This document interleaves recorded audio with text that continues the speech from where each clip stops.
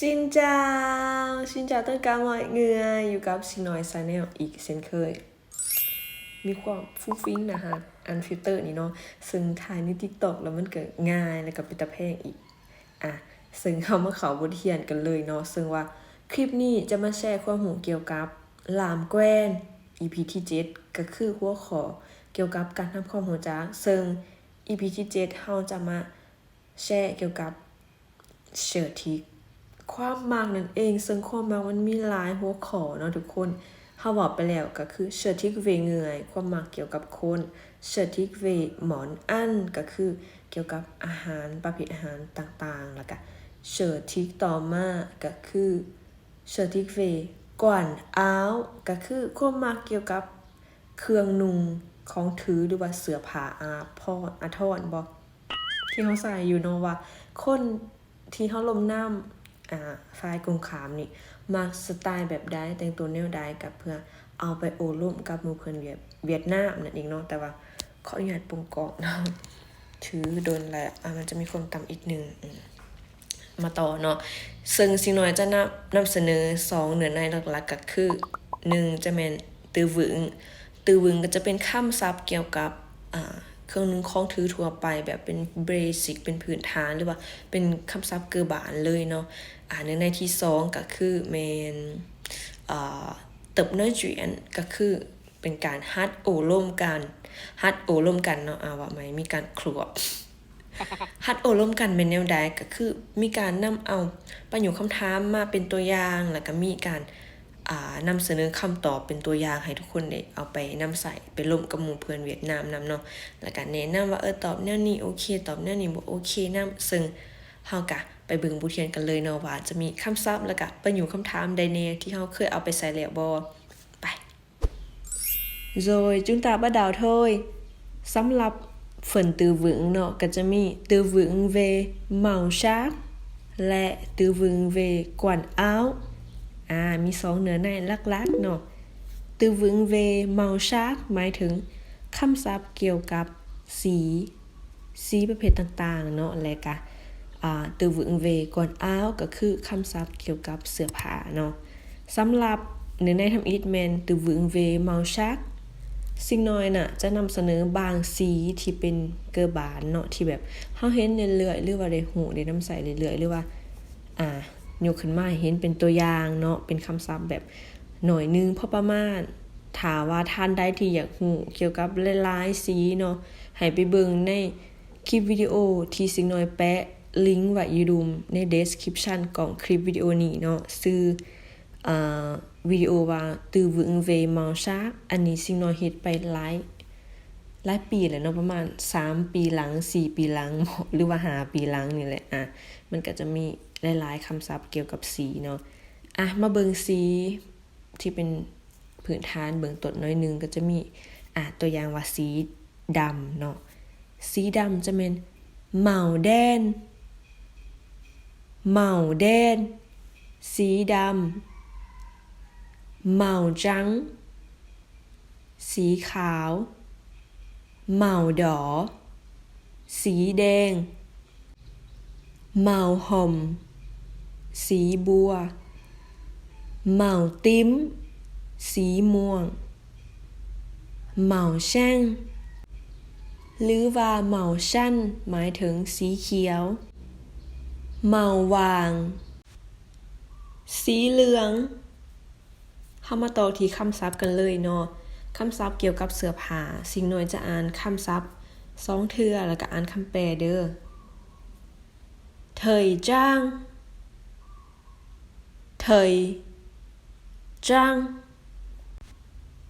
การนุ่งห่มตามสมัยนิยมหรือเข้าใจง่ายๆเนาะ fashion ที่ภาษาอังกฤษเฮามักเอามานำใส่เนาะภาษาอังกฤษก็จะเอิ้นว่า fashion แล้วแต่คนออกเสียงเลย phong cách สไตล์อันนี้ก็หมายถึงสไตล์การนุ่งถือแต่งตัวเด้อ đơn giản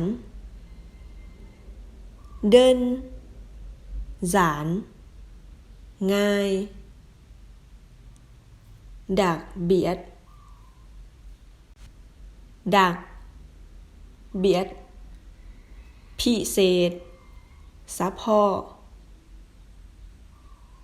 เหียม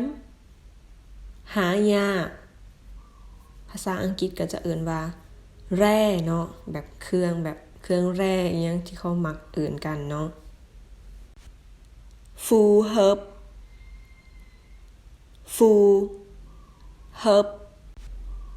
เหมาะสม get herb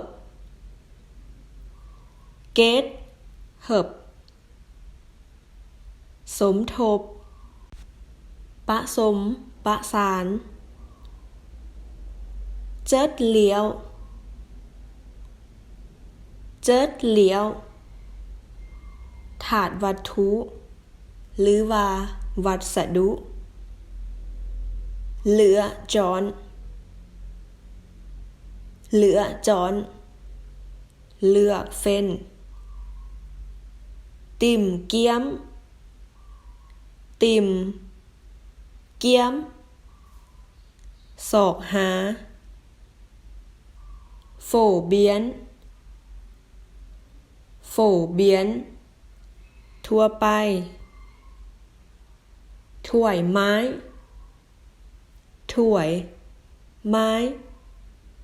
สบายอยู่ง่ายเกวียนหรูหรือว่าเกวียนสูจูงใจดึงดูดgọn gàng กระทัดหัดดบดาวเอกลักษณ์หมักนุ่งใส่แดวใส่ถือหอยหิวมั่งถือไหวกระโปรงหรือว่าสเกิร์ตกวันส่งอ้าวเสือ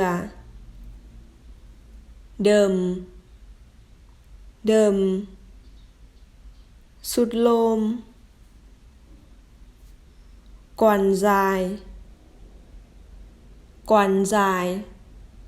ส่งค้าเหย้ากวนดุยส่งค้าสันหรือว่าส่งกินกวนบ่หรือว่ากวนซิมส่งจินอ้าวกล้วยเสือก็เอิกอ้าวควักเสื้อแขนยาวหรือว่าแจ็คเก็ตอ้าวควักก็หมู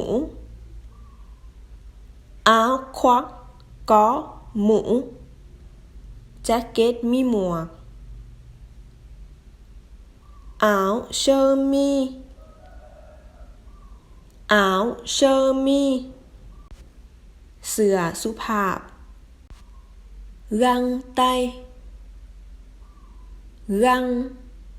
ตศพมือกวนล็อต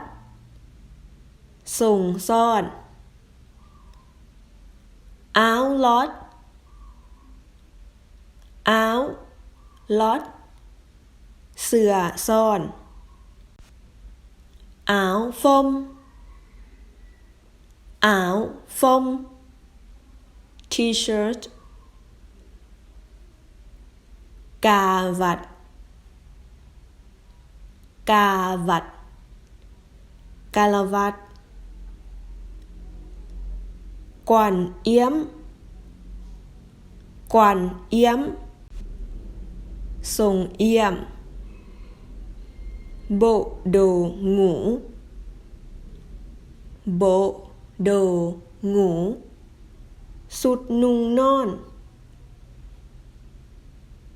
bộ vest sụt vest chân váy skirt ก็หมายถึงสเกิร์ตที่เป็นแบบอันสั้นๆนั่นเองเนาะจะต่างจากไว้ที่เป็นกระโปรงไว้หั่นมันหมายถึงสินน้ำทั้งกระโปรงน้ำเนาะแบบกระโปรงยาวๆนะทุกคนแต่ว่าเจินไว้นี่จะเป็นแบบสเกิร์ตสั้นๆเลยคันกวาง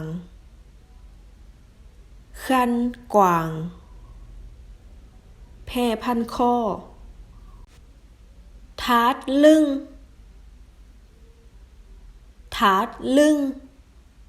สายเอวหรืออื่นอีกอย่างหนึ่งก็จะเป็นเจนิดโรงหรือว่าโรงกว้าง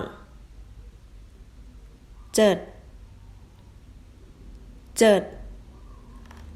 แคบต่อใหญ่หยอน้อยงันสั่นdàiยาวหมองบางใหญ่หนาใหญ่เถเท่า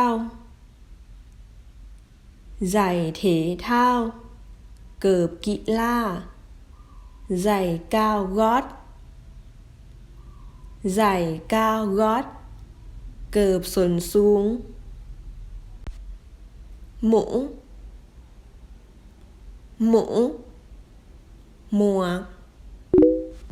มาเบิ่งเนื้อในที่2ของหลามแกว้นเวเชอร์ทิกก่อนอ้าวตัวนี้เนาะจะเป็นเติบดัดเก้าก็คือเอาคำศัพท์ต่างๆไปสร้างเป็นประโยคเนาะเพื่อจะนำไปโอล่มกันมาเบิ่งประโยคทำอีกกันเลย Tôi thử cái áo sơ mi đó nhưng mà không mang vừa ฟังสำคืนเนาะ Tôi thử cái áo sơ mi đó nhưng mà không mang vừa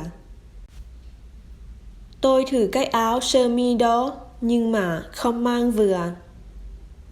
ข่อยลองเสื้อสุภาพตัวนั้นแต่ว่านุ่งบ่พอดีสำหรับความหมายของคำว่าถือมีความหมายว่าลองเอาเชอร์มี่ก็หมายถึงเสื้อสุภาพดอหมายถึงนั้นยิ่งมามีความหมายว่าแต่ว่าคอมหมายถึงบอมั่งหมายถึงใส่เvừaหมายถึงพอดีTheo em thì màu áo và quần không đi với nhau lắm chị ạ. Theo em thì màu áo và quần không đi với nhau lắm chị ạ. Theo em thì màu áo và quần không đi với nhau lắm chị ạ. น้องว่าสีเสื้อและทรงบ่เข้ากันปานใดเด้อเอื้อยแถวแอมมีความหมายว่าตามน้องแบบหมายถึงการแสดงความคิดเห็นว่าสำหรับเฮาหรือว่าตามเฮาว่านี่เป็นจะได้เนาะ ส่วนคำว่าเหวยหมายถึงกับหรือว่านำดีหมายถึงไปหรือว่าเข้ากันเนาะดีเหวยเหย้าก็คือไปนำกันเข้ากันจังซี่เนาะล้ำหมายถึงหลายnày mua khi nào mua ở đâu có đắt không này mua khi nào mua ở đâu có đắt không นี่ซื้อเมื่อใดซื้ออยู่ไสแพงบ่มาเบิ่งประโยคนี้เนาะอันที่ว่าซ้ำจำทั้งหน้าให้ไปตืมใส่ว่าเฮาจะเว้าถึงเสื้อผ้าหรือว่าอันใดสิ่งใดเนาะกับหมู่เพื่อนของเฮาก็ไปตืมใส่ส่วนความหมายของคำว่าไหนหมายถึงนี่มั่วหมายถึงซื้อ